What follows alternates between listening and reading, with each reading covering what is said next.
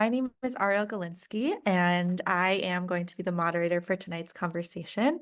I am a graduate student at Harvard. I'm deeply passionate on reshaping the narrative on aging.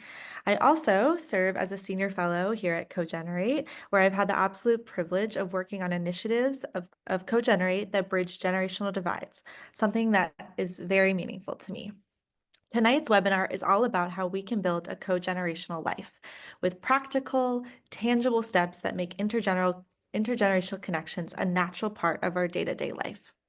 In my own life, I strive to bridge generational divides through my work with the Legacy Project, which is an organization that I co-founded with some peers, bringing younger and older generations together through the power of storytelling. More casually, I also love to join in on intergenerational dinners in my community and bring groups of friends from my own school for coffee and tea at local senior communities in Cambridge. Really and truly, I hope tonight that you walk away from the event with the knowledge that there are so many ways, big and small, to foster cogeneration in your own life, some of which you'll hear from our wonderful panelists here today. I'm also thrilled that I get to introduce a newly launched CoGenerate initiative, one that feels like a dream come true and a long time in the making, the CoGen Pledge. The CoGen Pledge is a simple yet powerful way for individuals, like all of us on this call, to affirm our commitment to a world that values generational diversity and to discover small and meaningful actions that foster connections across ages. I'm going to share a little bit about the CoGen Pledge and what we've seen to date in our numbers. Duncan, if you could share the slides.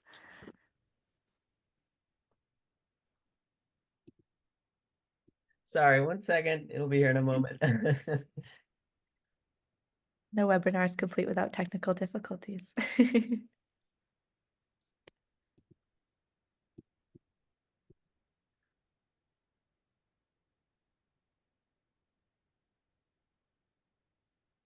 Okay, you seeing it? Yes. So the CoGen Pledge launched last month, as I mentioned, with the aim of trying to cultivate this idea of how can we, as part of this CoGen network, but also more broadly, foster cogeneration in our day-to-day lives. It's a simple yet powerful tool to get people on board to this idea of cogeneration and provides practical solutions for how they can implement that in their everyday lives. Thus far, we have had 167 signatures from 22 states across the country, which is fantastic. Of course, we have a long ways to go. My goal is to get this represented in all 50 states across the country, hopefully by the end of 2025, and 10,000 signatures by the end of the year. This by no means is going to be an individual effort. It will take the collective, all of us on this call, to share it with our communities, with our networks, and to try to get these numbers up, but more importantly, to spread the idea of cogeneration. So if you have not signed the pledge yourself, the QR code is there and we will also share it. But this is an opportune moment to be able to join this co-generational movement. And I'm so excited to have three panelists here today that are going to be talking about their work in this space. Before we get started with that, I'm going to pass it off to my colleague Duncan, who's going to share a little bit about the framing of tonight's event. Thank you so much, Arielle. And I'm switching slide decks here, so give me yet another second to pull those up. There we go. So here at CoGenerate, we have a lot of experience working with people all around the country who are bringing generations together to solve big problems. And the more we do that, the more we see a couple of common patterns that we're thinking of as preconditions to effective cogeneration. And this is really an experiment for us. And we hope it's useful for you to kind of think about the work you're doing in your community in terms of these three Ps: proximity, purpose, and partnership. And I'll just explain each of them briefly so you can kind of think in your own life, where can I find these? Am I doing them? What can I do to find these and start co-generating? So for proximity, that's kind of the simplest to think about. It's just to say that for cogeneration to happen, older and younger people need chances to interact and share spaces. organic relationships don't form in isolation. So if you're not naturally crossing paths with people of different generations, it might take a little bit of effort. So look around. There are probably older and younger people in your community who you're not already connecting with, but would have a lot to offer. And think about how you can create more opportunities for those interactions. The second P is purpose. Cogeneration isn't just about exchanging perspectives, it's about taking some kind of action together. When people of all different ages collaborate, whether that's as colleagues, as neighbors, as creatives, or as change makers, they're bringing complementary strengths and they produce better outcomes together. Um, and then the last is partnership. We don't always have experience working across generations. A lot of people feel really uncertain about how to communicate with people who are a lot older or younger than them. Um, Gen Z in particular. When we did a study with NORC at the University of Chicago, we found that Gen Z was both most enthusiastic about working across generations and most reticent to do so. Meanwhile, traditional hierarchies and power dynamics can make it really difficult to create true partnerships and collaborate as equals. But real cogeneration means rethinking those power dynamics. Instead of having one generation leading while the other follows, we want to really encourage successful partnerships with shared decision making and mutual respect. Because no one wants to be dismissed just because of their age. So at the start of any project or collaboration or relationship, just think, what perspectives and skills are the different generations bringing to this relationship, and how can each person contribute in a really meaningful way? So that's the three Ps. We're thinking proximity, purpose, and partnership. When you have all of them, we really think that makes cogeneration thrive. And the question now is, how can you start putting these principles into action in your own life? And so with that kind of framing, and as you think about those, I want to pass it back to Arielle. A perfect transition. And I welcome my fellow panelists, Julie, Carol, Natalie. Please come on camera. I'm so ecstatic for today's conversation. As Duncan mentioned, this is going to be a way for us to, for the audience, for everyone joining us today, to hear ways in which cogeneration is seen in communities on a day-to-day basis. And I'm excited to learn from the three of you. So before we get started, I do want to say that if you have any questions for our audience members, any questions that arise throughout this conversation, please put them in the chat. There will certainly be an opportunity for Q&A at the end of this session. So as questions arise, please do put them in the conversation. And I would love for my three panelist friends to introduce themselves. Please say your name, the organization you are a part of, as well as a question that I'm going to pose. How does cogeneration show up for you in your life or in the organization that you're representing? And what excites you about it? Julie, if you want to kick it off. Sure. Hi, I'm Julie Burkley. I'm the Director of Programs at FriendshipWorks. FriendshipWorks is an organization, a nonprofit that was founded in 1984 to engage volunteers of all ages and backgrounds in supporting older adults in addressing social isolation and loneliness in Greater Boston. We engage volunteers from ages 18 to 84 in our different programs to visit, help, or escort older adults to medical appointments. What excites me? I think for us, the way we interpret the benefit of intergeneration or cogeneration is that it's an opportunity to learn from each other, that there's something to learn and experience at every stage of life. And that, so kind of in its best form, it embodies a kind of mutuality, and that every generation has a value and brings something to the table. At FriendshipWorks, it's about building relationships across the generations that we hope will result in more empathy and tolerance and understanding, as well as reducing isolation and loneliness. And so, in our own way, we feel like we're helping to strengthen communities. So much, Julie. Carol? Oh, well, hi. I bring you greetings from Philadelphia, Pennsylvania. Go Birds, as we like to say. My name is Carol Richardson McCullough, and I come first as a member of an organization called Writers Room at Drexel University. Writers Room has a whole constellation of subsets that aren't really that grew out of it, that each involve members who are from the university and the community, which is contiguous to the university. We invite high school students in. So we're very multi-generational just out of the gate. There's an organization called Tripod. Writers Room works with telling stories, writing and preserving stories. Tripod, it was an outgrowth of Writers Room where we worked in the idea of photography, learning photography to document the stories and document the changes that are happening in the neighborhood as things like gentrification take place.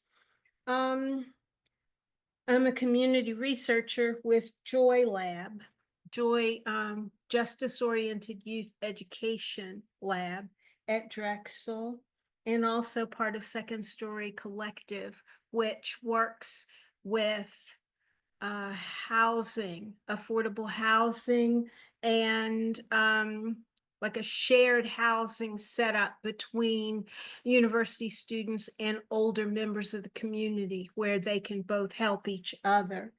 So what excites me about this whole idea of cogeneration is that that's getting back to the way that I was raised. When I came up, my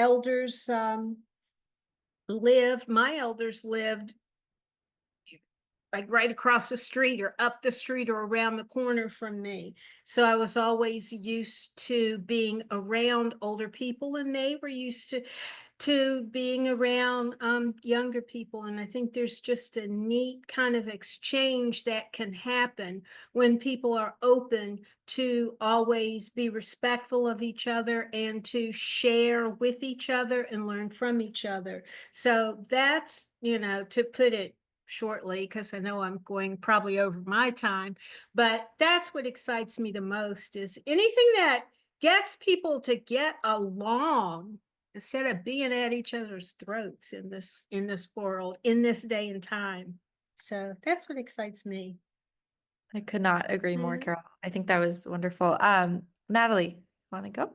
Hi everyone, my name is Natalie Heller. I'm a current sophomore in my undergrad of college. I'm calling from LA, and I am with the Climate Mental Health Network. I'm a Gen Z advisor for them, and prior to this, I was working. I was the co-chair of the Bear Youth Climate Summit, which was an all youth-led organization, and I'll kind of get into why that was important later, because that's kind of, I guess, the opposite of cogeneration, but I'll explain my antidotes from that.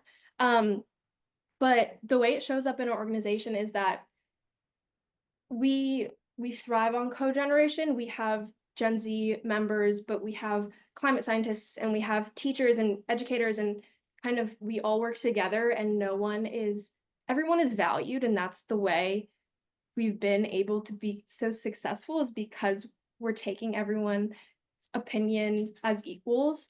And so if the climate scientists are talking about youth emotions but there's no youth representation, that kind of contradicts like what you're talking about if you have no representation in that.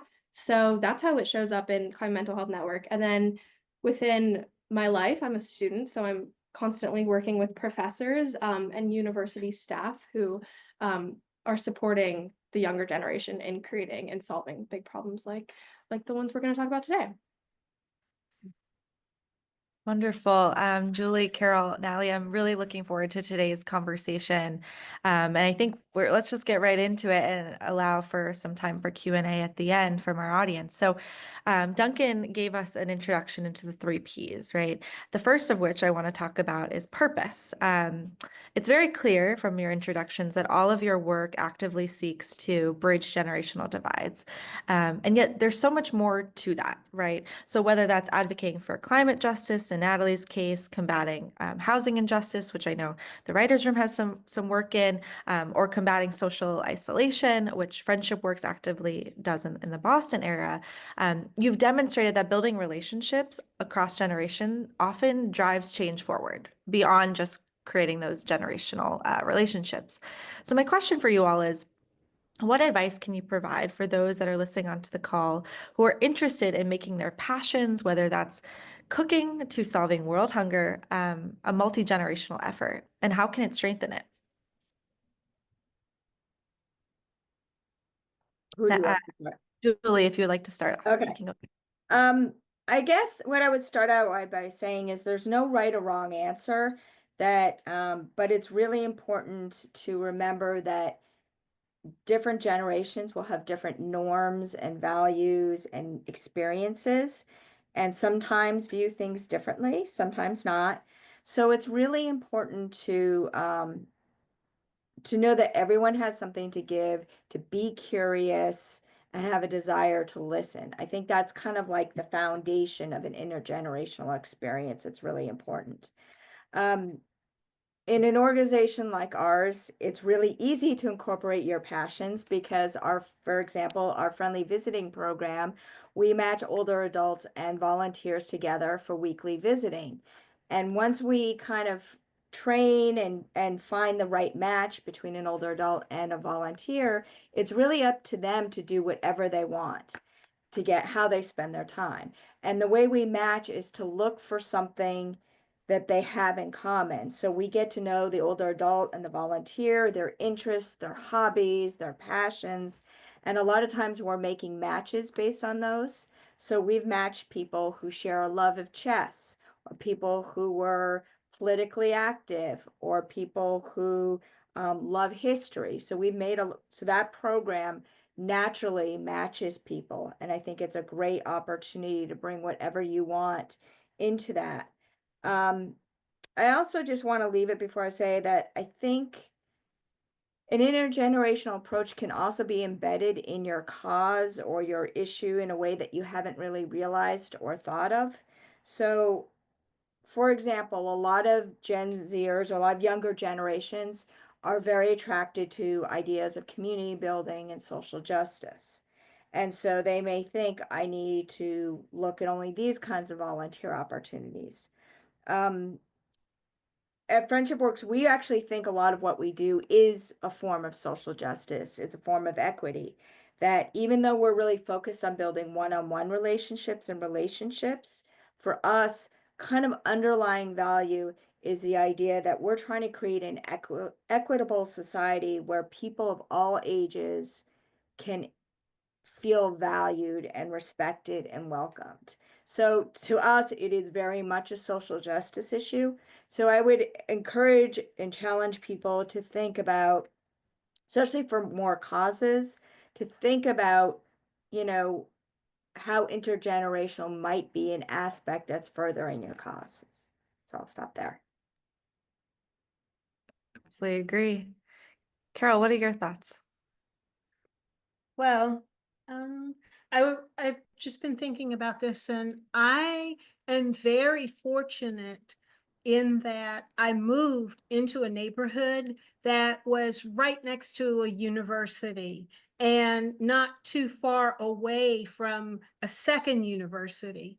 So I was able to look into offerings that they had. And I feel like if the university is being a good steward of its resources and being responsible as an anchor in the community, they're going to have programs and they're going to have happenings, events, and artsy things that are open to the community. So, if you happen to be around a university, that's a great place to start because you'll see lots of younger people there. And we had a community center too that was started by the university. It's the Dornsife Center for University and Community Partnerships. And I mean, right in the name, they have lots of programs that are welcoming to the members of the community. So just have your eyes open and your ears to the ground and look for different opportunities and community centers. If you want to be around seniors, maybe there's a senior center somewhere that has some things going on that you could get involved with. Yeah. Carol, I think that's such an excellent point in terms of higher education spaces being a really opportune place for cogeneration to take place, and often an untapped space, given the amount of resources and students concentrated in that area. And I think we'll definitely dive into that more, into the proximity piece. But really excellent piece of advice. Natalie, what are your thoughts? I'll kind of answer this question using my experience. And like 5 years ago, I was kind of in this position of I wanted to do something about an issue I cared about, but I just didn't know how to go about it. I was in high school, so quite young, and what I realized was that being co-generational meant that I could reach a broader audience and we could get more voices to come together versus if I was only talking to other youth. And we went to other generations, not because we couldn't do it ourselves, but because they were open and happy and willing to help uplift our voice in order for us to reach other people. So for the example of climate activism, there's this organization called 1,000 Grandmas for a Future Generation. And that was super cool because a lot of young kids don't really talk to a lot of older people, specifically in the youth world and in high school. Like a lot of high schoolers are kind of scared of talking to older people because people might not take our opinion so seriously or just kind of undercut our experience. And so I guess my biggest advice for people who are in the position of opening their space to youth is like making sure that they know that their values are opinionated and that they do have value in their experience and that they're coming to you because they want to uplift and bring forward some greater issue. And it's not because they just need you to help and for you to do all the work, but they really want to do the work as well and do it together, which is the most important part. So I guess my advice for youth is to just try and go into different spaces. I know for me, I went into many different spaces, probably where I didn't really belong formally, but where I would just sit in the back of the room. And sometimes they would disregard me and sometimes they would ask me about my opinion. So that's my advice for youth. And then my advice for other generations who are looking to bring in youth is to make sure that they know that they are valued and that they can add to whatever the issue or the problem is or the experience is, because there is value in everything and that you can learn really from everyone. And if you come within that mindset, then that's the most important part, is that you can learn things from everyone.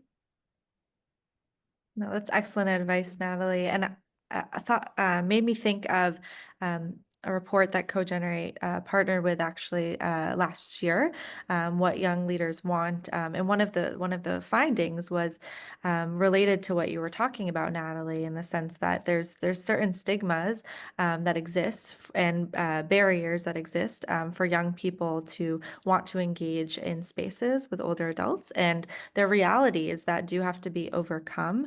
And so that mutual acceptance of each other's ideas is a really critical component to be able to make some of these intergenerational friendships and relationships work. And so I really do appreciate you bringing that up. I want to shift to the proximity piece of this all, right? So we spoke about how places of higher education can be a really potentially strong place for cogeneration to take place. And that's because of students already being there and older adults in the host communities being locally nearby. I want to pose the question to the group. Are there other hidden opportunities, places in your own community or that you're aware of, where older and younger individuals are already sharing space? And if not, where have you found the shortest bridge to those spaces? And what advice could that provide for individuals on the call looking to cultivate those spaces in their own communities? And maybe we'll start with Carol, just to change it up. So definitely, I would say community centers.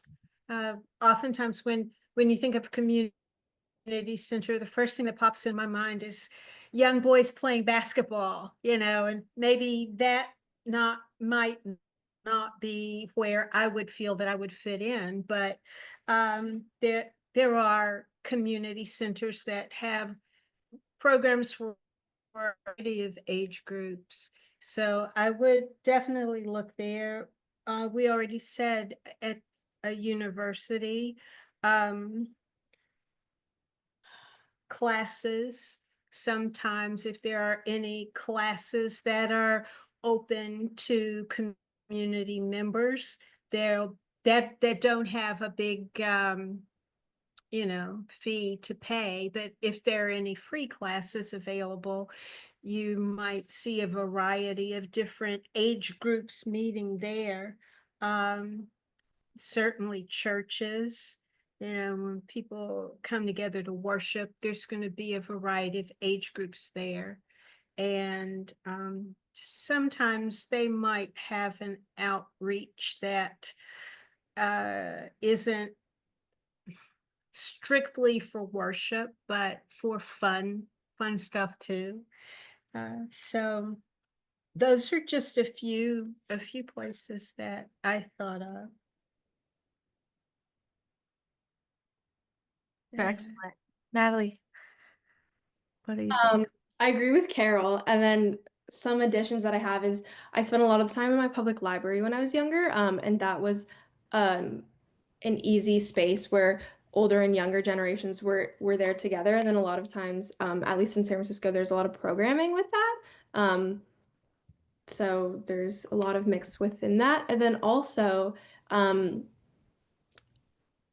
nonprofits, but also specifically, in my experience, like soup kitchen type ones where I would go every Sunday and I would see the same people there. And I still know their names and I still will see them from time to time when I'm back home. So that was a wonderful place because we were all working for the same thing and working towards the same issue and feeding these people. But that was specifically cool because it was every week. So we got to share that space every week and get to know each other as people. Classrooms, as we said, churches, synagogues, stuff like that as well. Yeah. I think religious spaces, and I'm seeing in the chat too. I like how everyone's chiming in. I think religious spaces is certainly a place time and time again that we see cogeneration naturally happen and sometimes unrealized that that's even occurring. And certainly a place that we can continue looking at as a place where we can grow some of these initiatives in the community. So that was really excellent. Julie, what do you think? Well, a lot of my ideas have already been said, but I did have two others that one is also around schools and also early childhood education programs or daycare centers. A lot of times there's opportunities to volunteer. And then, with the schools, there's always some after school program or school kind of organizations that exist around the schools that can be an opportunity. And then my big one that no one has mentioned is pickleball. My pickleball league is the most intergenerational. We have everyone from their 20s to their 80s. So I definitely recommend thinking about kind of that is probably the one activity that I find to be most intergenerational. Yeah, certainly there's been a boom of pickleball. And I've seen a few intergenerational leagues in my own community, and I certainly think that is something that we'll continue to see growing as well. No, those are all excellent, excellent ideas. Um, I want to shift to the topic of partnership. I think this is the last of the three Ps, but one that is very critical. I think a lot of intergenerational programs that I've seen in my own life are connecting generations, but sometimes not deliberately through mutually beneficial relationships. And I think that's something that here at CoGenerate we really take pride in the fact that intergenerational relationships can be beneficial for both parties, and not just imparting of wisdom or a recipient of a service. Um, and so I would like to ask the group here, and I welcome everyone in the chat as well to put their own thoughts, is how can we move beyond a traditional mentor-mentee relationship between individuals of different ages to something that's more reciprocally beneficial for both individuals? And if you could share a story of someone engaging in intergenerational work who potentially set out to teach or to assist, but who ended up gaining just as much by being a part of that relationship, that would be excellent. And Natalie, I'm going to start with you. Yeah. I think in my experience, the way to move beyond kind of the mentor-mentee relationship is to make sure that no one has to prove themselves. Prove themselves in um, that they are like they have enough experience, or speaking from young people, like they have enough experience to be in the same room, I guess. Many cases I have to show that I have the knowledge that I can even speak about climate emotions or climate change or climate activism in general. But the only way I was able to gain experience was because people let me into the rooms anyways, because they saw that there was a benefit for both of us versus going into rooms where they only want me because I have all this experience now, sort of thing. So it's understanding that people, yeah, that there's no hierarchy in experience and stuff like that. And then I guess a story of someone engaging in intergenerational work with me who was supposed to just be a teacher but ended up gaining just as much is when I was working at the Bay Youth Climate Summit. We were a totally youth organization, and this is what I was kind of alluding to earlier. And we set out to be led by youth for youth, but we realized within that it is powerful to have yourself represented in what you're doing.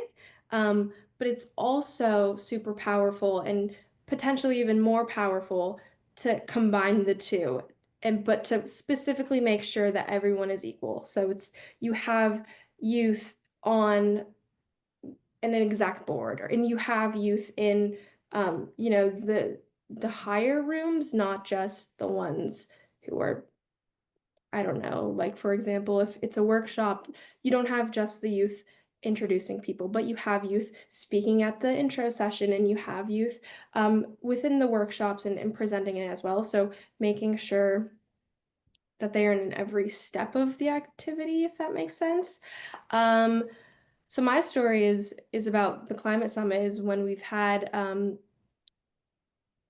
organizations come to teach or assist us youth, but then we've realized that actually the youth are adding content to them as well, and they're having to rethink their circles because the youth are adding more to the story, if that makes sense. I don't know, I'm kind of being very broad here. This is all in the context of climate activism in the Bay Area, but that's my story. No, I appreciate you sharing that. And Natalie, I think the point that you brought up about co-sharing of power is so critical. So not just a younger person in a position of power merely to have a younger person tokenized there, but really in a way that is sharing power equally. And I think you did explaining in terms of every step of the way, making sure that voices from multi-generations are being represented and echoed is a really critical thing that can be kind of brought throughout so many different spaces. And so I think this idea of co-sharing of power and influence is really critical. Julie, I'm going to pass it off to you next. Okay. A lot of our volunteers, when we first interview them about why they came to us, they say they want to give back, or they want to help older adults, or they want some purpose. And they end up coming away with probably as much or more from the experience. And I'm going to share two stories, and I hope I won't go too long, but give me goosebumps after all these years. So one of them was a younger woman.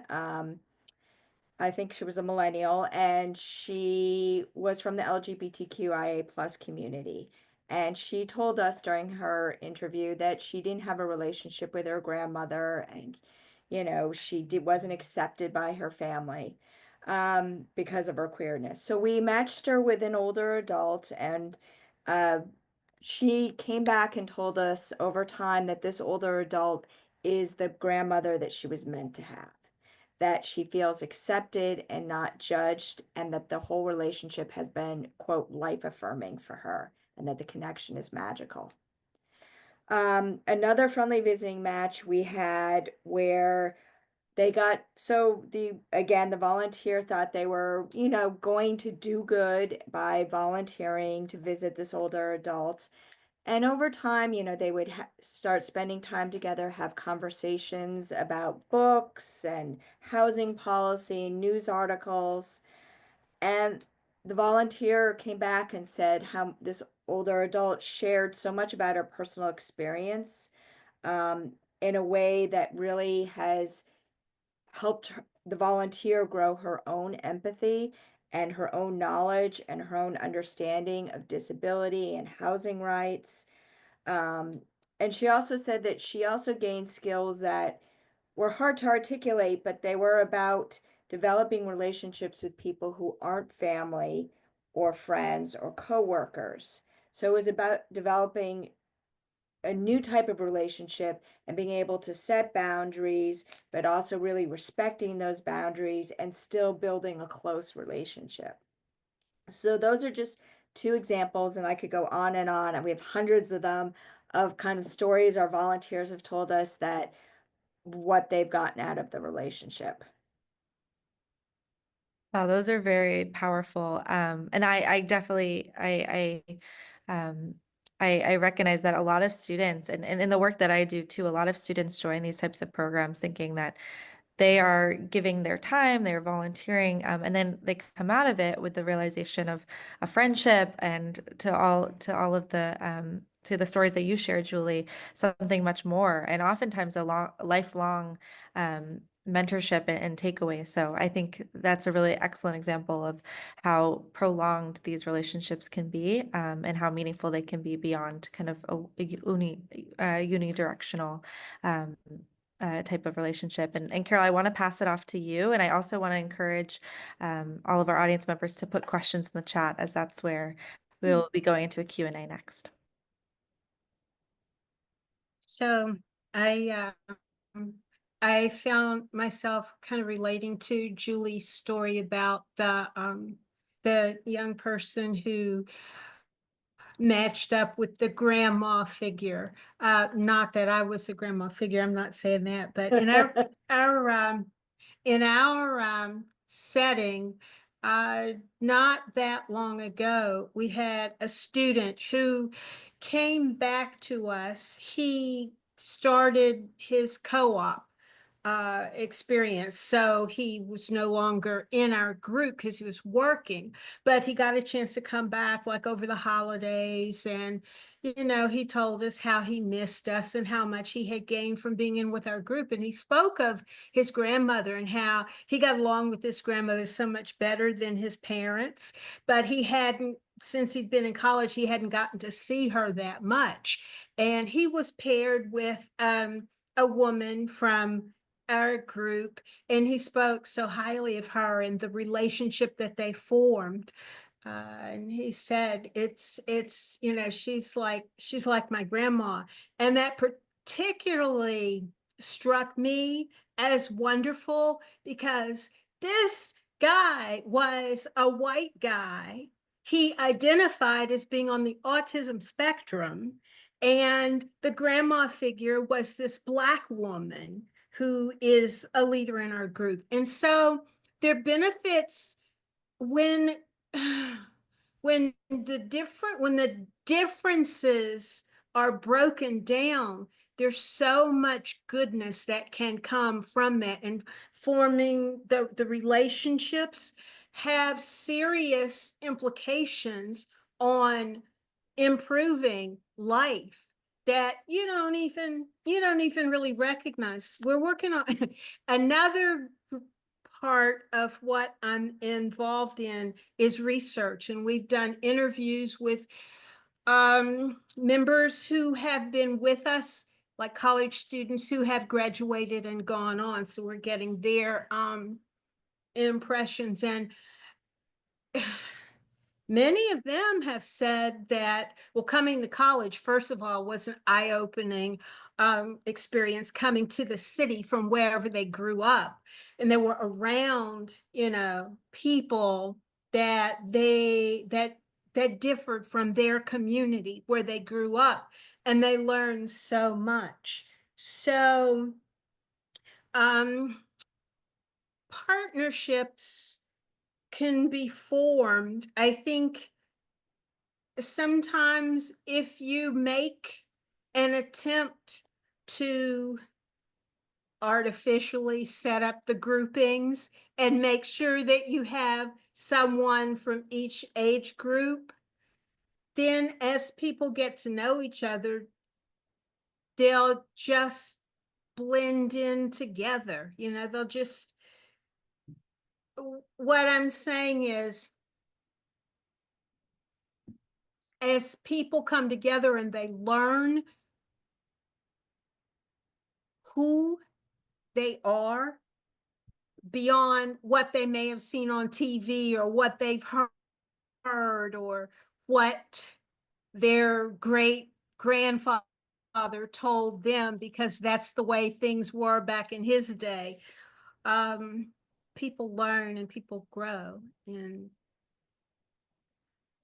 so I don't know, I've been all the way around. I don't know if I touched on what you actually asked, but No, I think that was fantastic. And really also brought to surface another reality of some of trying to form co-generational relationships is everyone's coming to the table with a different preconception, right? And I think that is something that is a real challenge sometimes to have to overcome, but to acknowledge it and to be able to kind of build that bridge of understanding going into these spaces is really so important.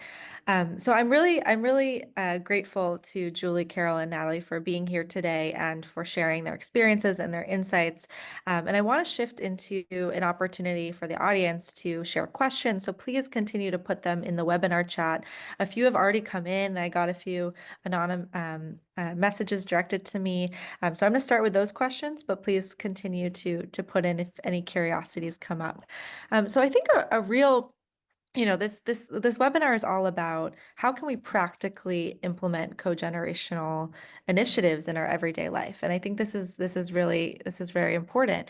And so, from kind of a programmatic stance or something that's a little bit more casual and community oriented, I'm curious if you can all speak to what strategies that you've put into place to ensure that a co-generational connection maintains momentum, and to ensure that initiatives that seek to bridge generational divides don't fizzle out. And if you want to speak to directly an example from your own work, that would be amazing. And I'll pass it to Julie to start with. Say that. Can you repeat the question one more time? Sorry. What strategies Got distracted by the chat. Yeah, no worries. There's a lot of good substance in the chat. What strategies does each of your organizations use to keep the momentum of these intergenerational connections from fizzling out and ensure long-term connections? I think for us, we do a lot of our recruitment. Boston area has a ton of universities. So we do, we attend all the volunteer fairs at all the local universities. So we really try to get out to places where people of different generations are. We try to do community events. So it's about being out there, getting the word out there. We're experimenting a little bit with some of our social media to try to hopefully change up some of our messaging that will appeal more cross-generationally. So those are some of the strategies we use to really try to ensure, but I think by naturally we just get a ton of people from different generations. So making intergenerational matches is really pretty easy for us and doesn't take a lot of effort just because the nature of our work. That we just have, I think over half of our volunteers are under the age of 30. Wow, it's amazing. Natalie, I'll pass it off to you. One example from the Climate Mental Health Network is how most of the relationships between the younger generation and the older ones, it is a professional relationship and we're working on whatever we're working on. So like all of the youth, we just put out a zine or a magazine, but also we've all made it very clear that like if anyone needs or everyone is happy to expand that out into their other parts of their life. So I know for me, I just texted one of my bosses and was like, I was wondering what steps you had to write a book. Has nothing to do with Climate Mental Health Network, but it's just something that I want to do. So making sure that the relationships know that it's not just whatever you're there to do, I guess. It's that they're really there to help support in any kind of way and just like guide you and for this instant, like impart wisdom, because I don't know how to do anything in that realm. And I haven't dabbled there yet. But I think that's one way to not let it fizzle out is to make sure that you can go to each other for different things. Yeah. That's great. Carol, what are your thoughts on this? Well, I'm thinking of Writers Room, the main organization that is the founding genesis of all of my involvement. We developed a relationship with a high school that is in the same community as the university, got to know the principal. Some of our people did student teaching or AmeriCorps volunteering in the school. We developed a relationship that way.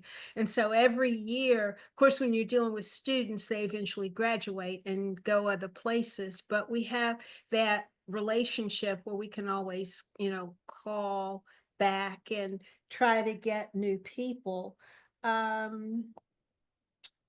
So I think developing relationships within the look to the community where you are and do outreach. Julie mentioned through social media. Sometimes you might have to go old school and just put up a poster, put up a poster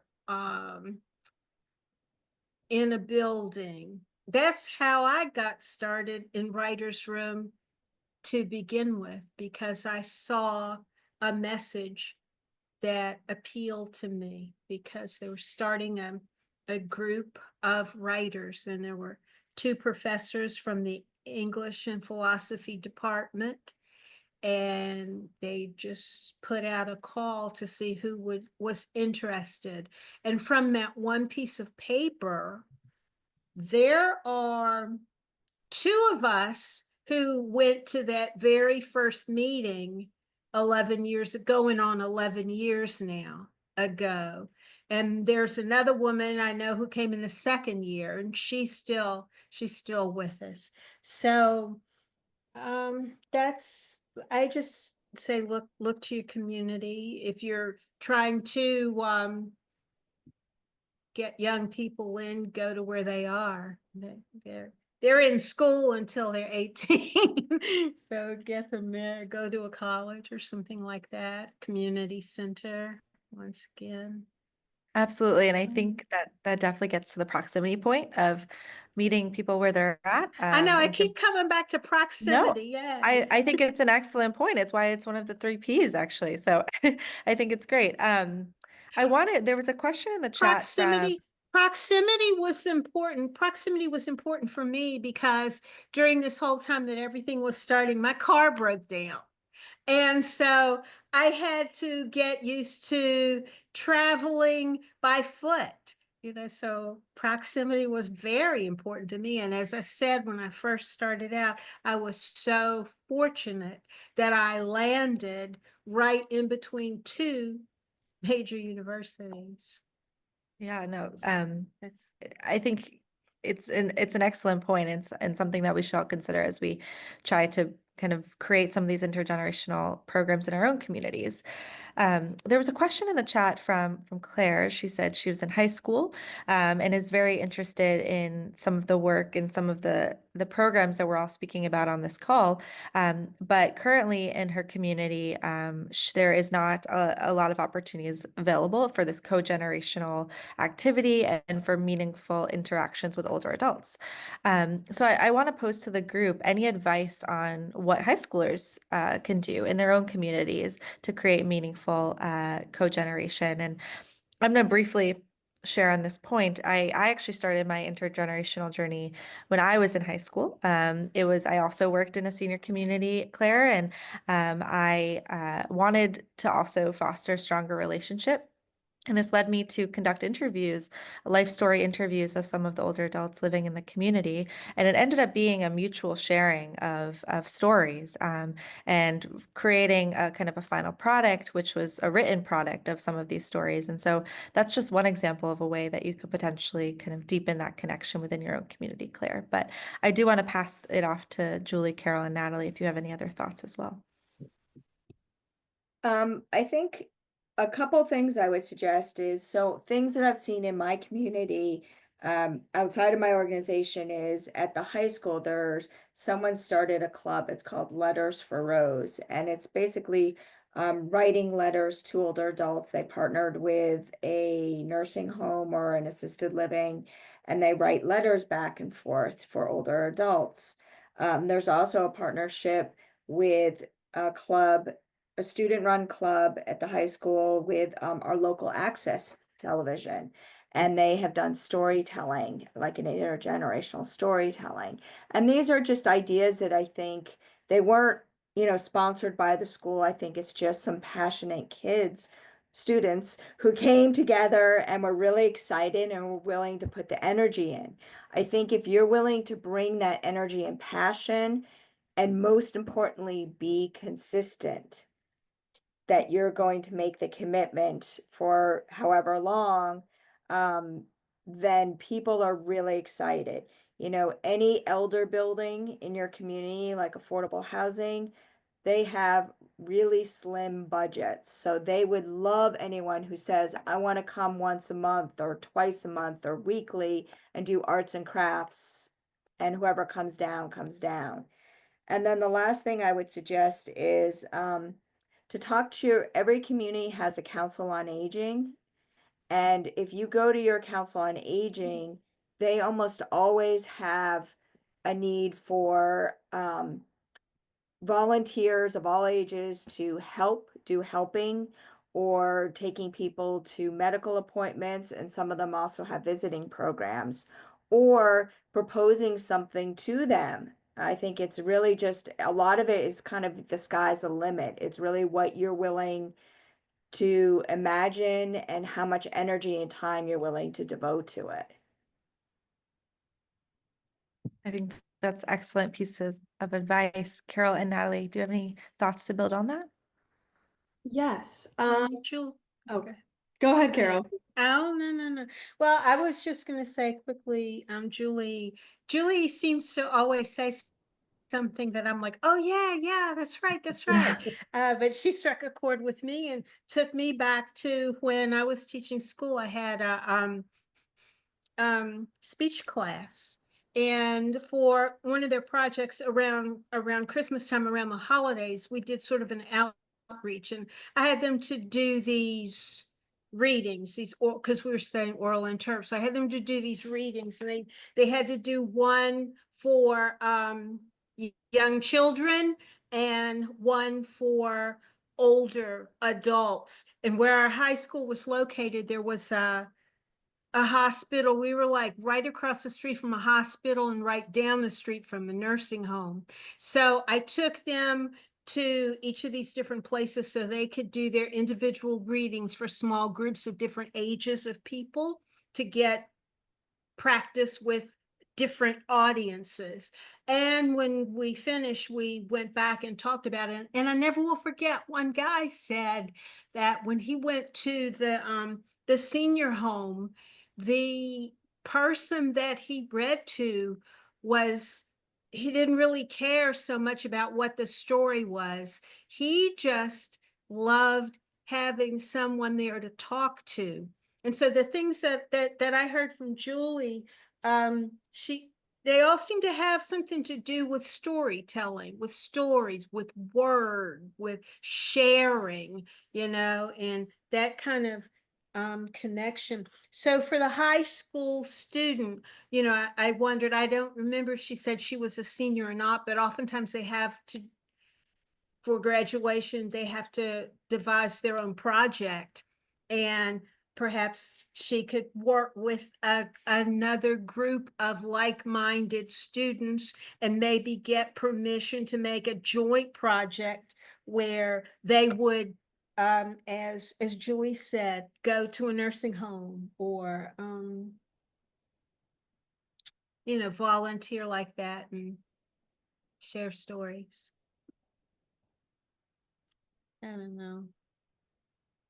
Natalie, I hate to cut you short, but we have 1 minute left of this webinar, and I think we could be talking for hours. Seriously, there's so many wonderful questions that have been put in the chat, and so much wonderful conversation too. And I'm happy to see how many ideas have been thrown in there. I do in this last minute together, I would like to just promote the CoGen Pledge one more time. If this is something that resonates with you, if you want to share it more broadly within your communities, please do so. There will be a follow-up email following this webinar, and the pledge will be included in there. Please feel free to share that with your networks. And before you head out, I put this in the chat, but please put one way that you plan to engage in cogeneration in your day-to-day life. Maybe this is something you already do. Maybe this is something you hope to do. But just share a piece of wisdom before heading out, so that we can all be inspired by the work that you will or already have done. And yep, go ahead, Duncan. I just wanna butt in because I do want to say, whoops, I got the camera going wrong here. I just wanted to, one, I want to launch this poll that we always do at the end of webinars. Two, I want to give Natalie the opportunity to even if we run a second late, just to chime in here, because I think your voice is so important on this question of what to do as a teen. So if you have to leave, totally understand, but I wanted to give Natalie that extra opportunity. I'll make this so quick. I was just gonna say, sometimes you kind of just have to like cold email and kind of like email 10 times and then get one response back.